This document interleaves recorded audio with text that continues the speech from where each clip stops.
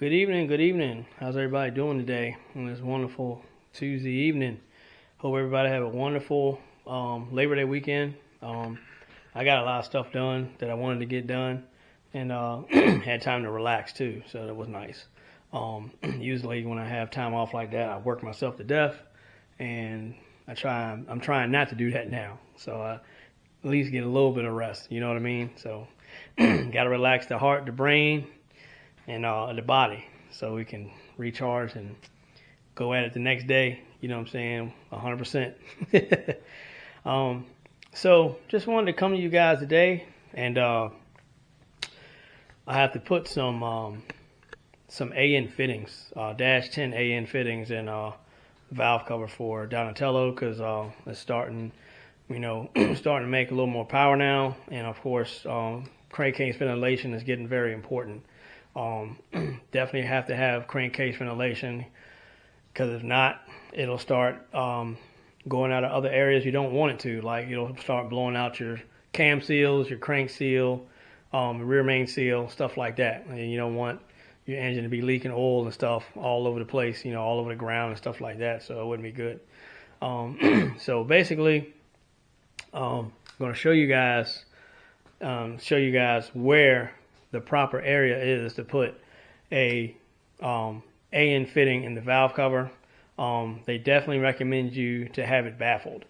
The reason why you want it baffled is because you don't want the oil to get in the actual the vent lines.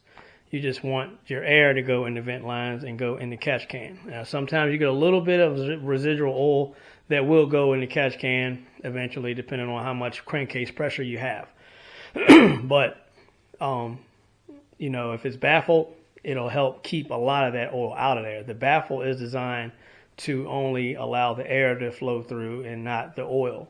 And like I said, sometimes you might get a little bit of residual oil to get in the actual crankcase vent, which that's normal. That's why you have a catch can, and a lot of catch cans have a drain petcock to drain that out of there.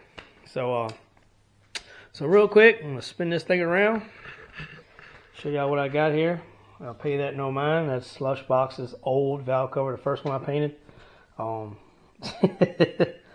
That's the first one I did for her. It's just how she wanted it. So I did the best I could. But now, of course, if you see the one that she's got done now that Scott Battinger at Exile Works did, he powder coated it for us. It looks a whole lot better than this one. See, this one's actually got paint peeling up, stuff like that. I mean, it's, that's some old Rust-Oleum paint I used from, oh yeah, let me get the turbo badge. That's some old Rust-Oleum paint I used from Lowe's, but it held up, man. I just recently took it off of here back in May. I took this valve cover off back in May and put the nice powder coated one on. But we're gonna go ahead and put those. I'm gonna put those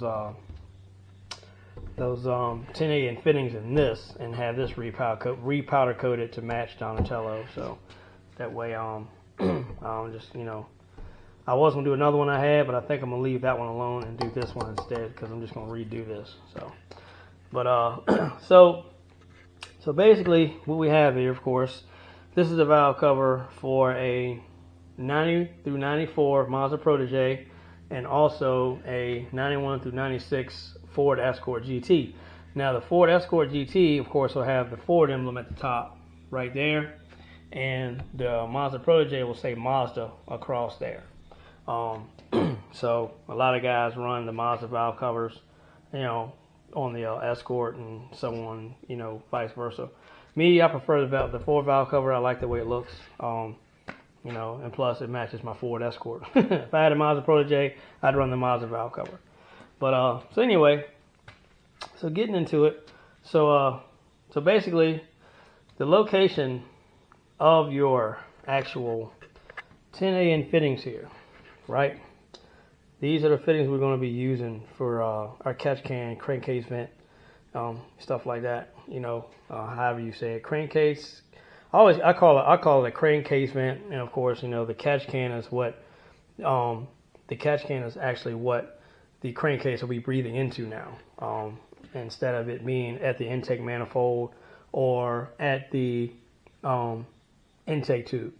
So these are 10A, these are dash 10AN fittings, and they're from Red Horse. And there's a part number if anybody's wondering, 971-10-0. These are Red Horse Performance. I got these local at a local performance shop about an hour from me. It's called Paradise Roads, run by a good buddy of ours, Carter. So he hooked me up with these. He ordered these for me, so I went ahead and got them from him. So these are the weld-on style. Now they do make a AN fitting where you can actually put a nut on the back of it and tighten it down. That way you wouldn't have the only thing you would have to do is just drill a hole and just put it through there, through the valve cover, and just tighten it down, with the two nuts. But I just didn't want to risk a nut coming off in the valve cover or vice versa. You know what I'm saying? So I was just like, you know what? I'll just go ahead and weld these in. So we're gonna weld these in there. But yeah, these are the weld style. And then of course you got, like I said, you got some that actually have a threaded stud on it where you can actually put a nut on the back side after you penetrate it through the valve cover and tighten it down. But like I said, I would much rather do this. I feel safer with the weld-in fittings. So that's what we're going to basically be using on the valve cover. So I'm going to flip this around so you guys can see what we got going on. So here, there's one of the factory ports for the ventilation, and here's another one. Here's another factory port for the ventilation. This actually is where the PCV valve goes, and then it actually goes to the intake manifold, and this one over here actually runs to the intake tube. So so I'm actually going to be using this hole. I'm actually using this hole right here to install that there, and then I'm going to put another one over here in this baffle. Now, again, remember, make sure wherever you put those fittings, make sure it's a baffled area. And what I mean by that is, for those that don't know, all right, these are your baffles right here, right? There's your baffle, there's your baffle, and here's where the air goes in for the ventilation, for the crankcase pressure. And here's the other spot where it goes right here. Your crankcase pressure goes in here and then out of the backside there and then out of here. So the baffles, like I said, when the engine is running, of course, you're splashing oil all up underneath the valve cover and stuff like that. So of course, when you have an engine that's got any type of forced induction on it that has high crankcase pressure, of course, your oil pressure goes up, goes crazy, and that oil is splashing everywhere. And the last thing you want to do is get all that oil inside of your crankcase vent. So that's why these baffles are here, to block that oil off and just pull in the the crankcase pressure so it can release it out of the baffle and, of course, out of these fittings from here, back here, like I showed y'all earlier. That one there, and then this one right here. So that's what the baffles are for. And when I mean by drill it in a baffled area, that means drill it where it's actually underneath and behind this baffle here. So that way, when your crankcase pressure raises, it'll just blow it out of this baffled area and out of this baffled area. So if you just have the fitting, let's just say you had the fitting just kind of hanging out right here, right? And let's say like a lot of oil got in there.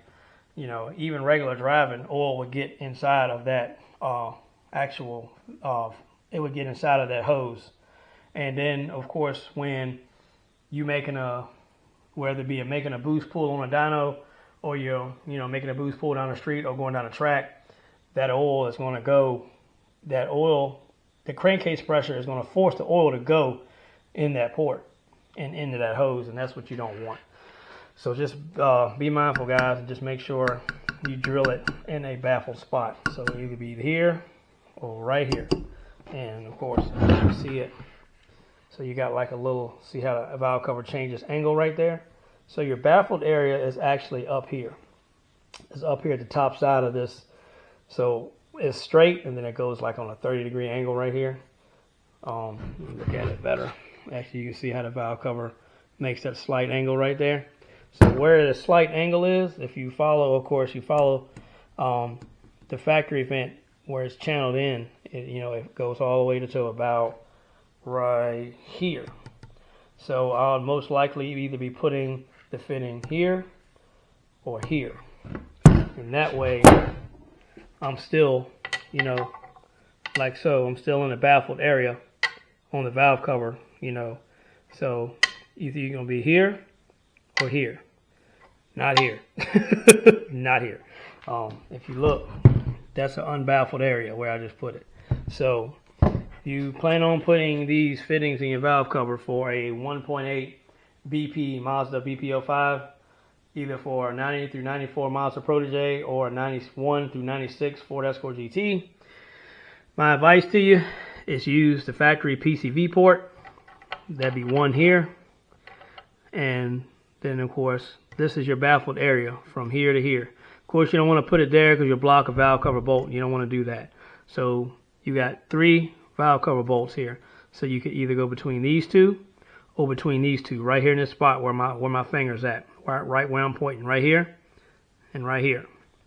So just remember that. So here, no, yes. So yeah, I just wanted to share that with you guys and show y'all, of course, the correct location to put a crankcase ventilation, external crankcase ventilation for a catch can on this type of valve cover. And to drill those holes, to drill the hole in the valve cover, you can use several tools. So you can use, this right here, you basically use that to wallow. So this is basically like to bore it out.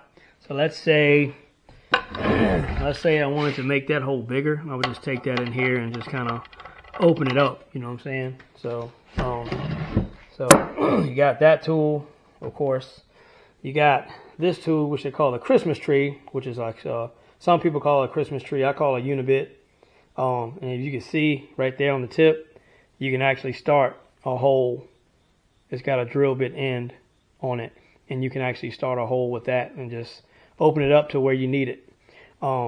It beats having to get 16,000 other drill bits to keep going up in size to make the hole bigger.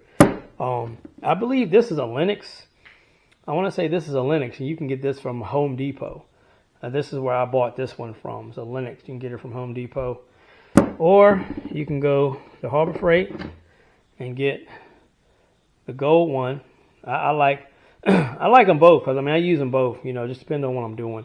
But I like the gold ones. I have to say I do like the gold ones a little bit better. I feel like the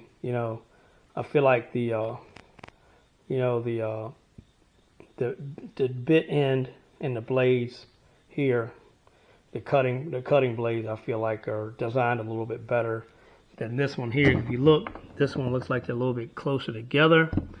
These look like they're spread farther apart, so I do like these better. I used these for years until I got introduced to this, and I was like, yeah, you know what, I like that a little bit better, but sometimes I still use that one depending on what I'm doing. So you got those three there. This is broke, so mine, don't pay that no mind. So I usually use this when I already got a hole and it's big enough for me to just go past this area and get into about right there, and I'm fine. But yeah, this is another one I use. It's another Harbor Freight. It's these gold unibits. They're really nice. I like them. I like them a lot. So like I said, the blade layout is different on them, and just the overall design of them, I feel like it's better, and they cut a little bit better than this one here. So when I was working in the field, when I was doing plumbing, commercial plumbing, this is the bit I would always use to drill holes in wall studs, metal wall studs. And this works great for that because it has a smoother, the blades are closer together, which doesn't have a very coarse, they're not distanced that far apart, so it's not really that coarse. It's almost kind of like a fine, like the blades are like, I guess you could say more fines for a smoother cut. and those thin wall studs ain't very thick. So this right here worked great for those. I felt like these worked good too, but these would try to catch more, I feel like, because like you see how much farther apart the blades are. And this is what I call like a coarse bit. This is like a coarse bit here, and this is like a fine bit. You know what I'm saying? You can see the difference. I mean, you can blatantly, you can definitely see the difference in the two. So, but I like the gold bit better. I've always liked the gold bit since I started using them. Definitely like the gold bit better. But if you're drilling through like a wall stud or something like that, thin wall stud, this right here is your best friend, because I used it for several years. This bit, I can't even tell you how old it is. I know it's well over 10 years old, and I've had it forever, and I keep it in my drill box. So those are the 4 bits you could use, but this one you'll only be able to use it after you get a hole. So you'll actually you'll be able to get this in a hole that's already drilled and wallow it out, like bore it out. And this is like a porting bit. I bought this bit. This bit is probably about 20 years old. This is an aluminum porting bit. I bought this bit years ago. I used to have a metal bit like this, but a steel bit. I used to have a bit that used to be for steel. This is aluminum right here. You see how wide the teeth are on it, how wide the blades are on the bit. The one that I had that I was using for steel, the blades were a lot closer together. So this thing's been awesome to me. I use it every now and then when I need to bore something out a little bit. But yeah, this is a boring bit. This is a porting bit. And of course this, you'll be able to start to drill a hole with one of these, like this one or this one, because if you look, it's got a drill bit tip. So you can actually start the process, with this, and then, like I said, go in as far as you need to and get the size of the hole you need. To get you a decent battery drill, this one has been great to me. This is a chemo from Amazon. Jasmine bought me this daggone drill. Man, whew, I've had this thing, man. I can't tell you how long I've had that daggone drill, man. I want to say it's probably been close to 10 years I've had this drill. And I'm going to tell you what, man. I've had 0 issues out of this thing. Like, this thing holds a good battery. I mean, it's just, so you can see it's used. I mean, I use it every day because I'm an HVAC technician. And this drill, I use it every single day to take off electrical panels and stuff like that for our HVAC unit to service some of the stuff. So, I mean, I use it all the time. Every day, all day. Great drill, man. It's got the little light down here, and it's got the little battery indicator. So, I mean, it's, good bit. It's a little chemo from Amazon. And I'll be honest with you, man. I've been trying to go. I went back on Amazon to try to find another one, man, and I can't find another one. I can't. I guess they don't sell them anymore. But that's a great drill. I mean, like I say, I've had the thing for, almost 10 years now, if not more. And it gets the job done for sure. For sure, it gets the job done. So oh yeah, real quick. So there's usually a rubber grommet in here. Sometimes it'll be hard and dry rotted, and sometimes it'll still be soft, and you can pluck it right out. As you can see, this one here had some age on it, and of course, this thing is hard as a brick. I mean, I could probably put a knot on somebody's head with this. It's so hard. But yeah, I mean, it's hard, pretty hard. So yeah, so you want to definitely pop that rubber grommet out of there before you drill in there or weld anything in there. Pop that grommet out and then place your fitting there. So this one will be set up. You'll have one fitting here, and then you'll have another fitting either here or here, which I'll probably space mine out so it don't look crazy with them close together like that. So I might space mine out. So, and once you do that, you can take and cut this off because you don't need this anymore. So you can cut this one off and you just weld up the hole. You can just TIG that hole up, and then you have your 2 vents here and then there. And there you go.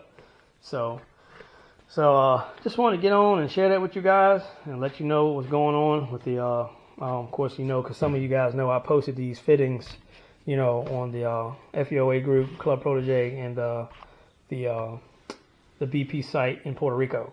So I just figured I'd get on here and talk about that a little bit and let you guys know. Like again, that's the part number, Red Horse 971-10-0.